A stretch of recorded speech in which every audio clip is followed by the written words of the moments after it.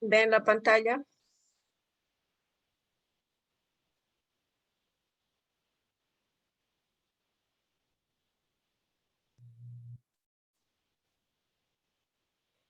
Sí, doctora, se ve. Ya. Vamos a esperar, ya se están conectando un poquito.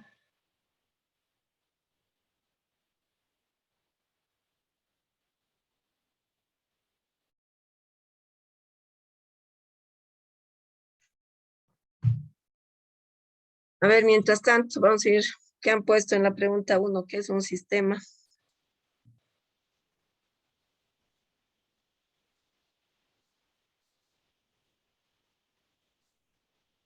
Alejandro Arce, que puso en la pregunta número 1.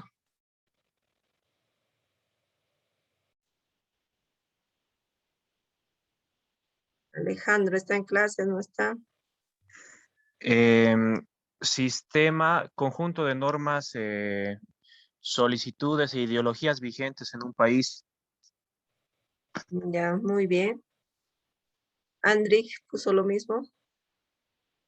Ya puso en su respuesta. Perdón, doctora, ¿cuál era la pregunta? Acabo de entrar, doctora.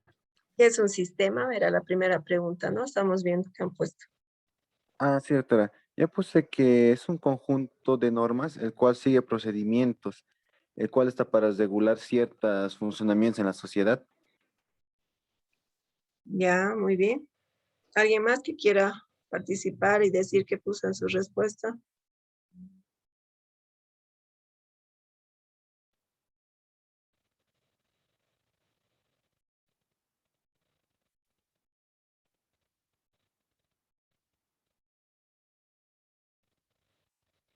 Ya, la pregunta número 2. ¿Cuáles son los sistemas regionales que comprenden los tratados regionales de los derechos humanos?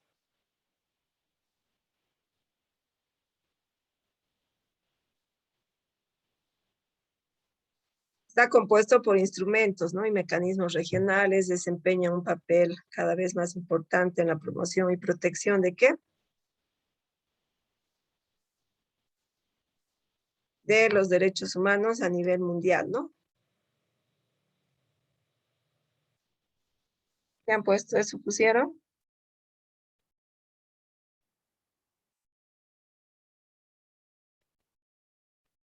Edme, ¿qué puso en su respuesta? Edme, De la pregunta 2, dice, sí. ¿qué comprenden los sistemas regionales de los derechos humanos?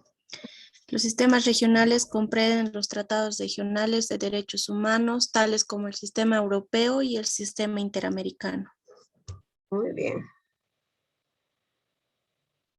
Ya, está bien su respuesta. La pregunta número 3. ¿Cuáles son las fuentes del sistema universal de los derechos humanos? Le puso Rodrigo, Eddie Rodrigo.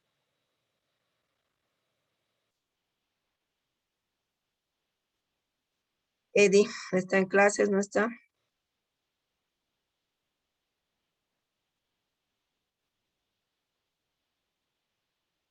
Cuando no me contestan, les pongo un punto por si acaso de que como que no han participado, un punto menos. Liz Marca Matías, que puso en la pregunta número 3. En la pregunta número 3 puse la Carta de las Naciones Unidas y la Declaración Universal de los Derechos Humanos. Muy bien. María Alejandra puso lo mismo.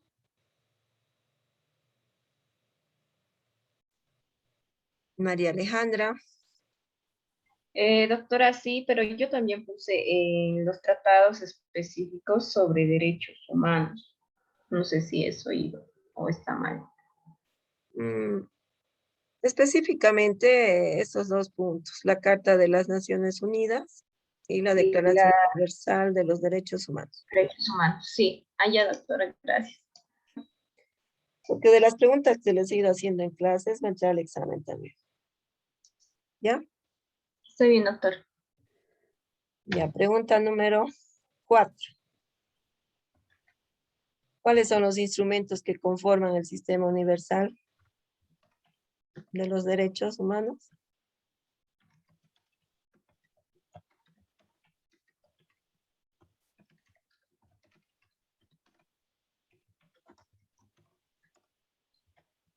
Vean pues.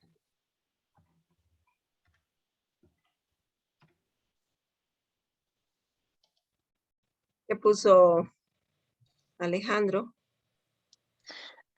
Carta Internacional de los Derechos Humanos, Carta de la ONU, Declaración Universal de los Derechos Humanos y Pacto Internacional. No, eso ya no. Declaración Universal de Derechos Humanos. Está bien, los dos pactos internacionales y el protocolo es facultativo, ¿no? Del Pacto Internacional de Derechos Civiles y Derechos Políticos. Ah, ya. Sí, Doctora, serían esos tres y los dos pactos internacionales, ¿verdad? Sí. La Carta de la ONU, la Declaración Universal de los Derechos Humanos, los dos pactos internacionales y el protocolo facultativo del Pacto Internacional de Derechos Civiles y Derechos Políticos. hay Esa los sería dos protocolos, ¿no, doctora? El primero y segundo. esa es la respuesta de la pregunta 4.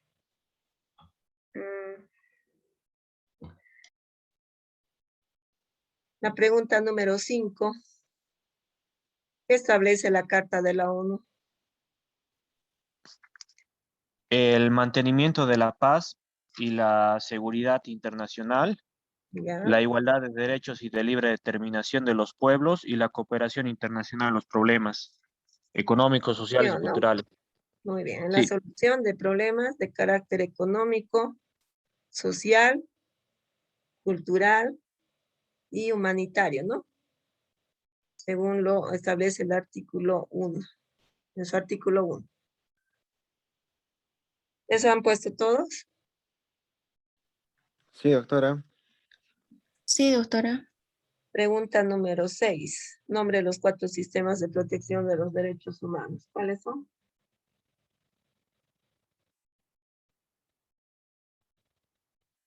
¿Cuáles son los 4 sistemas? El sistema universal, el sistema americano, el europeo y el africano. Ya, muy bien. ¿Todos han puesto los 4 sistemas que ha nombrado la señorita? Sí, doctora. Ya, y los órganos principales de la ONU son, ¿cuáles son? La Asamblea General, el Consejo de Seguridad, Consejo Económico Social, el Consejo de Administración Fiduciaria, la Corte Internacional de Justicia y Secretaría General. Muy bien, en total son. 6, doctora. Ya, muy bien. Pregunta número, la última, ¿no? Era explique la importancia de la Declaración Universal de los Derechos Humanos. ¿Cuál es su importancia de la declaración?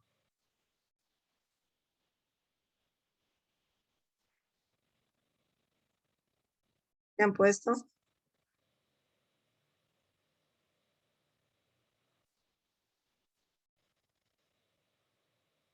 Adriasola, ¿cuál es la importancia de la Declaración Universal de los Derechos Humanos? Hemos hablado harto de la declaración. Sí, doctora. Bueno, desde mi punto de vista, yo puse que lo más importante que se ha destacado en la Declaración de los Derechos Humanos fue la libertad y la igualdad del derecho ante todas las personas ante todas las personas, en la cual se fue sometido en aprobación de votos que fueron por 48 y solo 8 se abstuvieron a votar, los cuales fueron países socialistas, doctora. 8 se han abstenido, ¿no? Sí. ¿En cuántos idiomas se ha redactado? En más de 500 idiomas, doctora.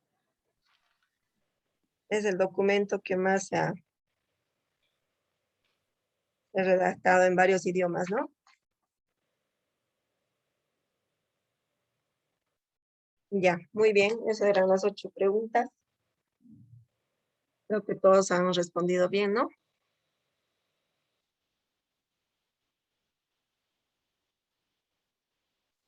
Ya, entonces con eso concluimos el tema número 2.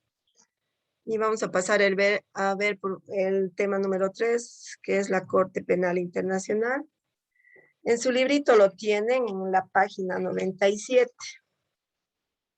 Está como último tema. Si tienen su librito, lo van a encontrar en la página 97.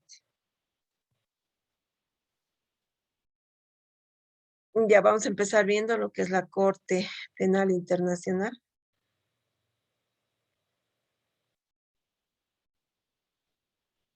Como punto número 1, vamos a ver en cuanto a sus características generales de la Corte Penal Internacional, y vamos a empezar diciendo que los crímenes más graves de trascendencia para la comunidad internacional en su conjunto no deben quedar sin castigo. Aquí podemos analizar un poquito, según su punto de vista de ustedes, ¿todos los crímenes deberían tener sanción? ¿Sí o no? ¿O deben quedar impunes? Ustedes que son futuros abogados. ¿Cuál es el criterio?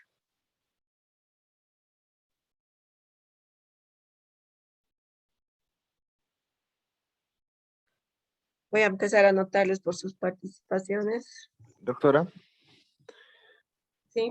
desde mi punto de vista, sí, todos los crímenes deberían tener ¿cómo se dice? Un castigo en lo cual se diferencia, ¿no? Por la gravedad, por el hecho y la circunstancia en cual se ha sido realizado, y según eso darle el tipo de pena, ¿no? Al sujeto, diferente, puede darse años, meses, según eso poder darle esa pena, ¿no, doctora? Pero sí, todos los crímenes deberían ser castigados. Así es. ¿Nombre completo? Adriásola Delgadillo Andri. Adriásola, siempre participas, Adriásola. ¿Alguien más quiere participar, dar su punto de vista?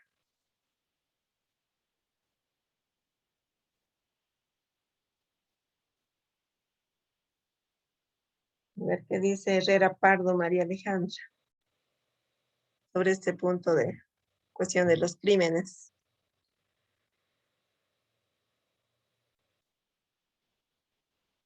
¿Deben quedar sin castigo los crímenes o deben ser castigados, sancionados?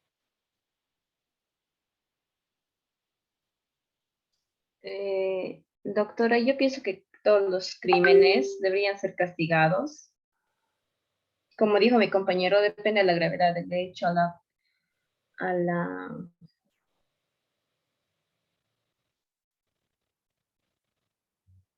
ay, se me dijo.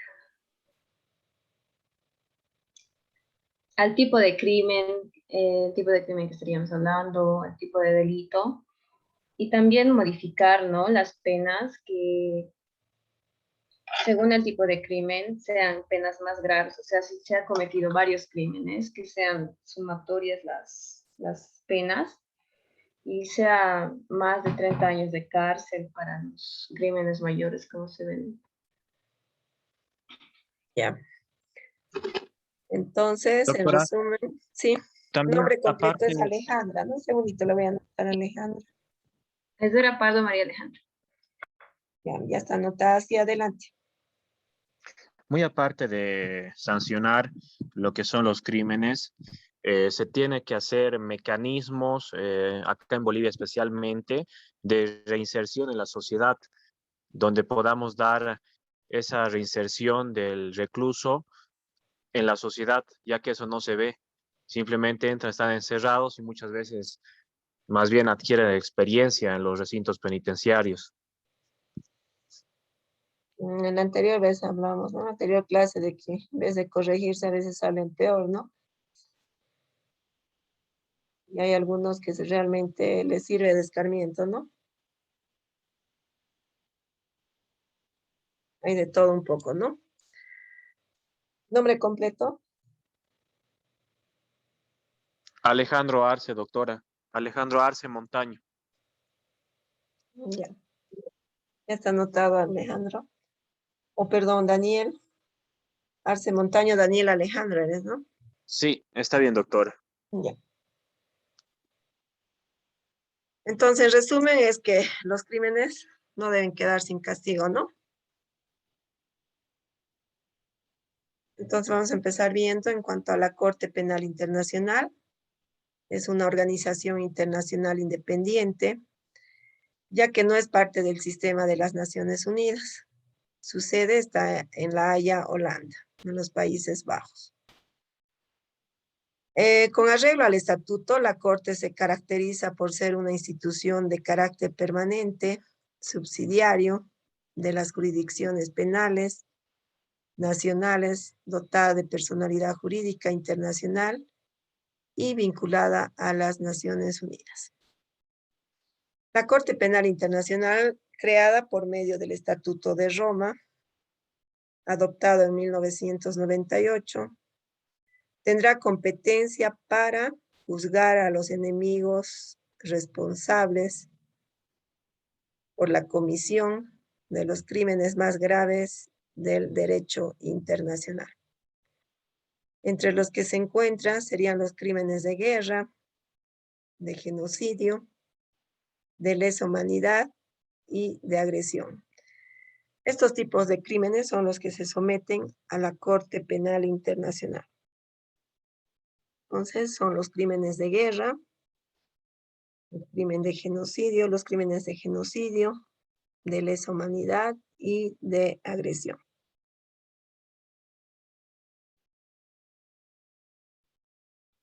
El Estatuto de Roma es el instrumento constitutivo de la Corte Penal Internacional.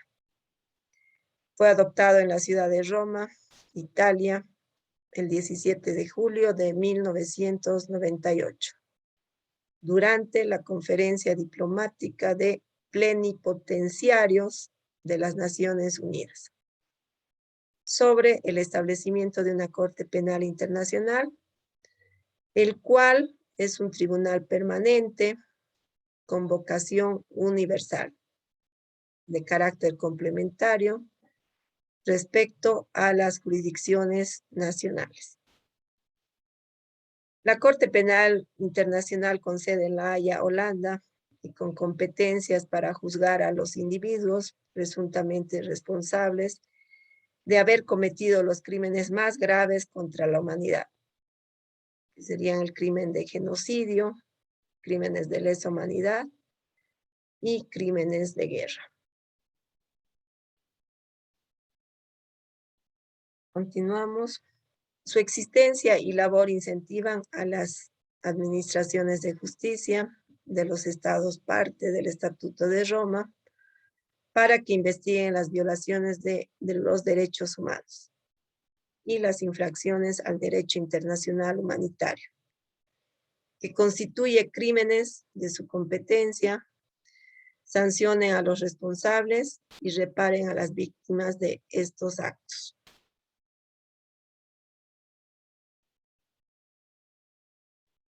En cuanto a las características especiales de la Corte Penal Internacional, vamos a decir que es de carácter permanente, a diferencia de los 4 tribunales internacionales que se han establecido hasta la fecha. La Corte Penal Internacional es una institución permanente. Esta vocación de permanencia presenta ventajas evidentes. Así, su existencia contribuirá a que los crímenes sometidos a su jurisdicción no queden impunes. Y puede ser un momento de disuasión a la hora de cometerlos. Otro carácter que tiene es de carácter de subsidiariedad. De acuerdo al artículo 1 del Estatuto, la Corte será complementaria a las jurisdicciones penales nacionales y los estatutos tienen preferencia para investigar y enjuiciar los crímenes. Esto a diferencia de los tribunales internacionales para la ex Yugoslavia y para Ruanda.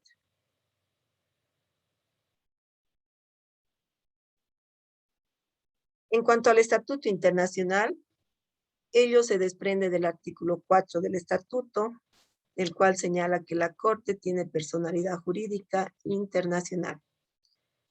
Tiene también la capacidad jurídica que sea necesaria para el desempeño de sus funciones y la realización de sus propósitos.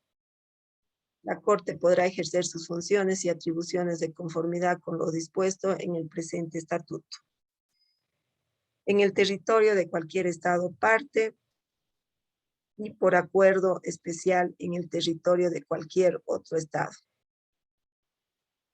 En cuanto a su vinculación con las Naciones Unidas, esta institución está relacionada con las Naciones Unidas a través de un acuerdo establecido por la Asamblea de Estados Partes en el Estatuto de la Corte Penal Internacional. Eso está establecido en su artículo 2 del Estatuto de Roma.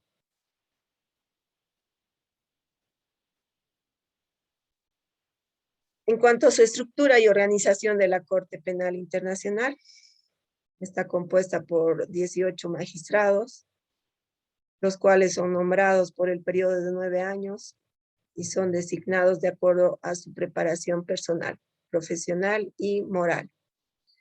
Experiencia con actividades judiciales, dominio de uno de los idiomas inglés y francés entre los magistrados.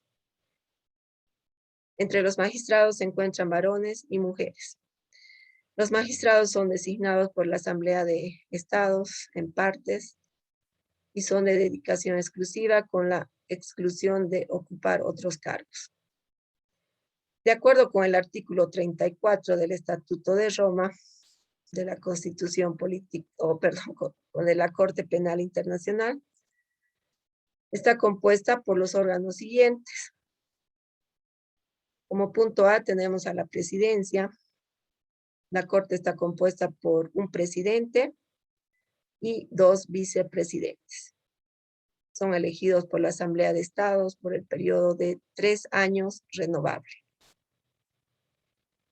El presidente cumple 3 funciones principales, que sería la función judicial, la función administrativa, la función en el ámbito de relaciones exteriores.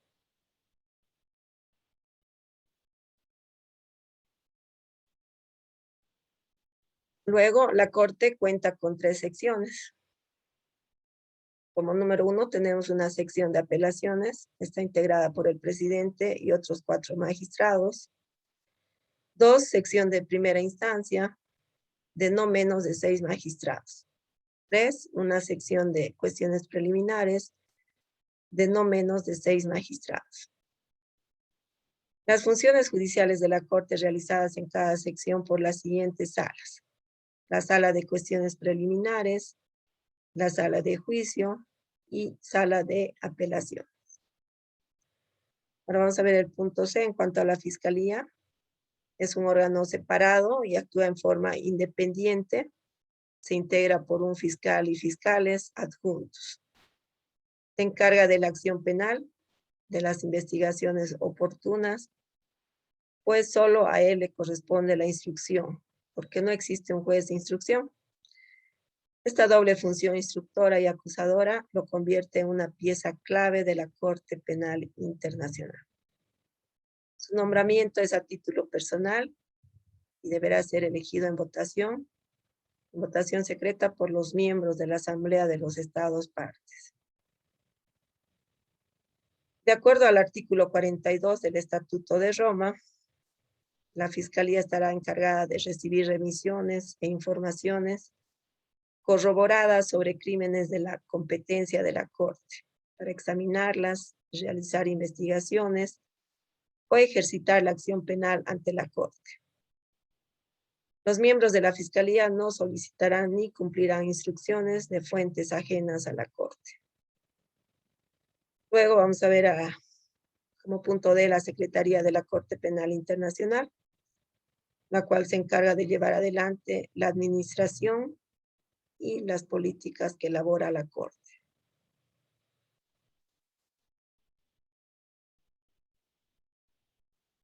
Como punto número 4, vamos a ver las obligaciones de los estados partes.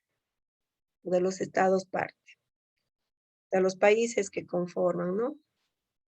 Y que están dentro del tema de los tratados, ¿no? Para que pertenezcan a la Corte Penal Internacional. A los estados que son partes del estatuto se les exige que apoyen plenamente a la Corte y colaboren con ella en todas las etapas de sus trabajos. Y también respecto a las normas internacionales, en cuanto al derecho de las víctimas, de los sospechosos y acusados que son parte de las investigaciones. Las acciones judiciales, los juicios y si algunos de los estados partes se niegan en cumplir una solicitud de cooperación, la Asamblea de los Estados en parte o del Consejo de Seguridad pueden revisar el asunto.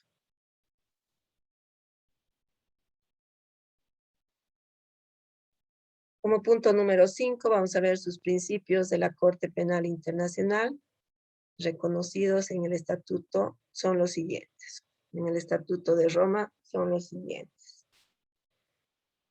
Num bis in idem. Eso está en latín, que significa o dice que nadie puede ser juzgado por el mismo hecho dos veces.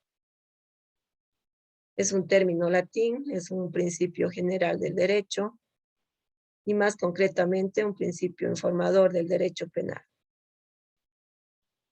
El otro es nullum crimen sin lege. También es un término latín. Este principio significa que no hay crimen sin ley. Se encuentra reconocido en el artículo 22 del Estatuto de la Corte Penal Internacional. Luego el otro principio sería nulla poena sin ley. Este principio significa que no hay pena sin ley. Está en el artículo 23 de los estatutos, el que señala que quien sea declarado culpable por la Corte únicamente podrá ser penado de acuerdo con el siguiente estatuto.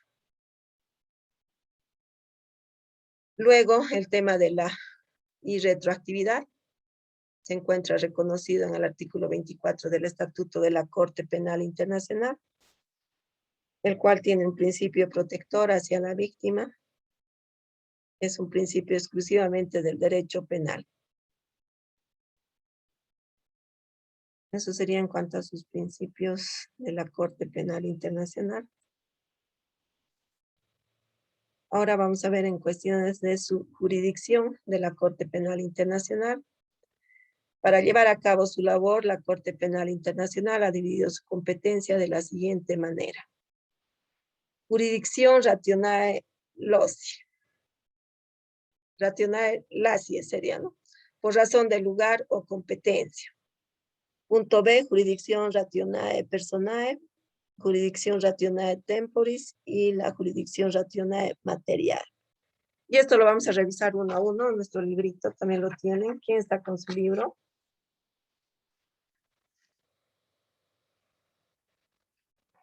¿Quién tiene su libro?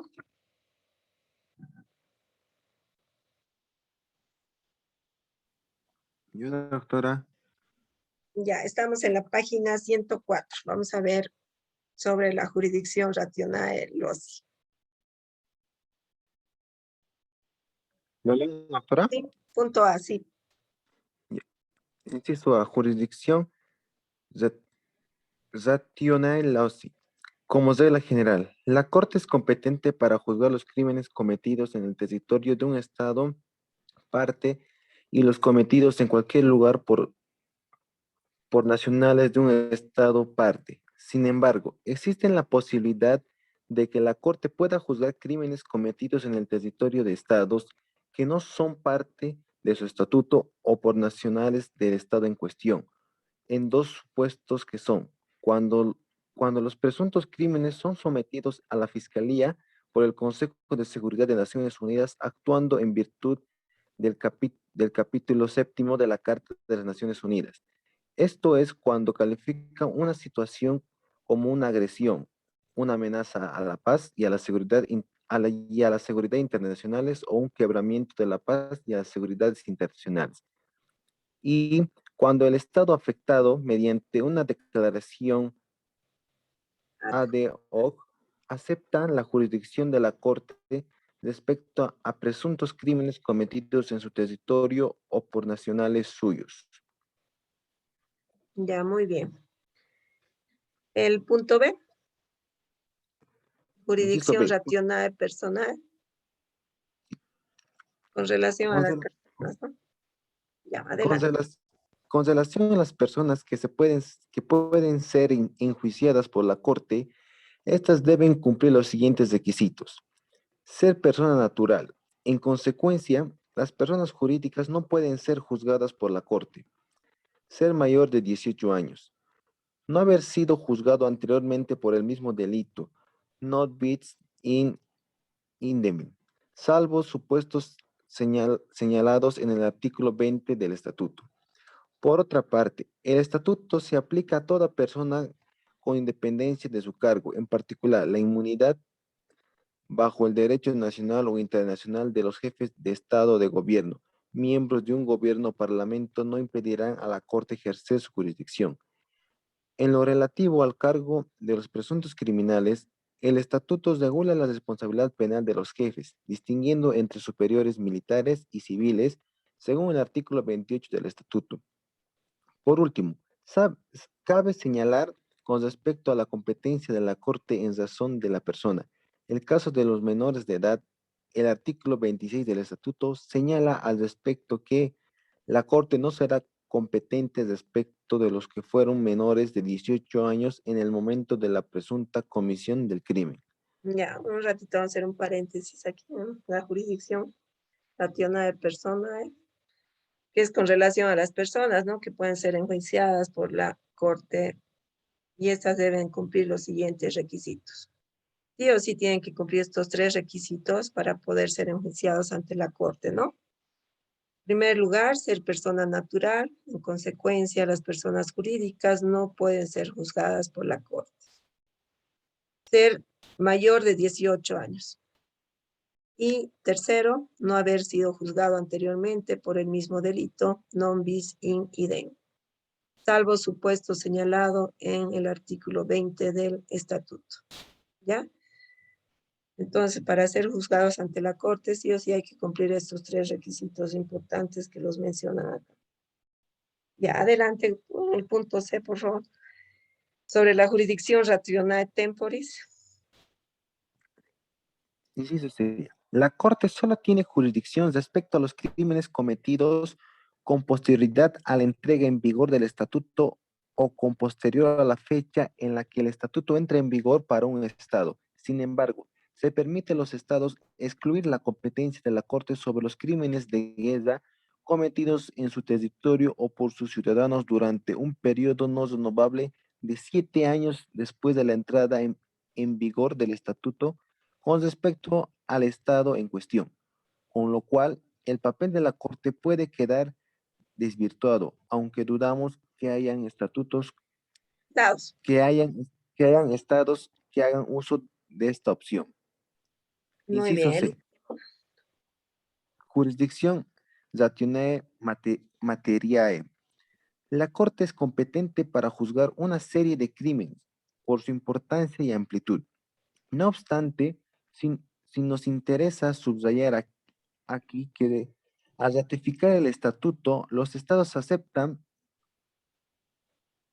Ipso facto. el ipso facto, la jurisdicción de la Corte sobre los crímenes previstos en el mismo, sin poder introducir reversa alguna o declarar que solo aceptan la jurisdicción de la Corte respecto a determinados crímenes. La única excepción a esta regla general es la cláusula de exclusión prevista en el artículo 124. Ya, muy bien. Entonces, ahí hemos visto cada uno en cuanto a la jurisdicción de la Corte Penal Internacional, ¿no? Para llevar a cabo su labor, la Corte Penal Internacional ha dividido su competencia de la siguiente manera. Y sobre la jurisdicción rationale personae, la jurisdicción rationale temporis y la jurisdicción rationale material. Medio complicados son sus nombres en latín, ¿no? Pero lo tienen cada uno, ¿no? Ahí en su librito está todo detallado. Ahora vamos a pasar a ver cuáles son los crímenes sometidos a la Corte Penal Internacional y lo vamos a ir viendo uno a uno. Punto 7, sobre los crímenes sometidos a la Corte, a la jurisdicción de la Corte. En el artículo 5 del Estatuto de la Corte Penal Internacional señala que la competencia de la Corte se limitará a los crímenes más graves de trascendencia para la comunidad internacional. En su conjunto, dichos crímenes son el crimen de genocidio, los crímenes de lesa humanidad, los crímenes de guerra y el crimen de agresión. Y vamos a ver lo que es el crimen de genocidio. El crimen de genocidio es un conjunto de actos cometidos con la intención de destruir todo o en parte un grupo nacional, étnico, racional o religioso. Y otros grupos como los sociales y los ideológicos. Los genocidios son siempre actos de odio que buscan la aniquilación de un grupo étnico, religioso o de otro tipo, con el fin de destruirlos parcial o totalmente, o sea, liquidarlos hasta matarlos, ¿no? Los estudios afirman que solo durante el siglo XX el número de personas que murieron a causa de los genocidios fue de 70 millones de personas. Un genocidio viola algunos o todos los derechos humanos y puede ejecutarse con acciones que van desde la privación de medios para la subsistencia hasta la tortura y asesinato masivo de las personas. Aquí podemos poner un ejemplo en el crimen de genocidio. ¿A quién lo podemos poner? A ver, todos lo conocen. A los delitos de narcotráfico, doctora, ¿podría ser? No. No, dijo, Vamos a ponerlo en... genocidio, ¿verdad? Sí, Ay, perdón, no doctora. lo conocen a Hitler, ¿no? Ah, sí, exacto. A los hechos de la Segunda Guerra Mundial. ¿Qué ha pasado? ¿Dónde vive la película también, no? El odio a los judíos, ¿no? Sí. ¿Qué ha pasado? A ver, ahí.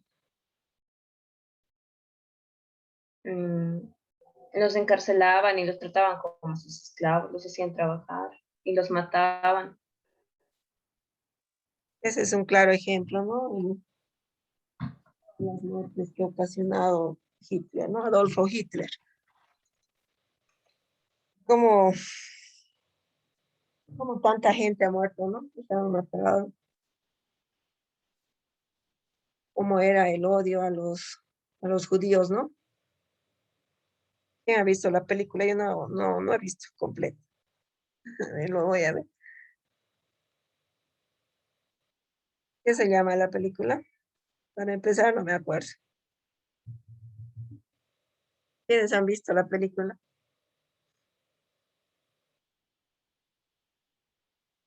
¿Nadie vio la película?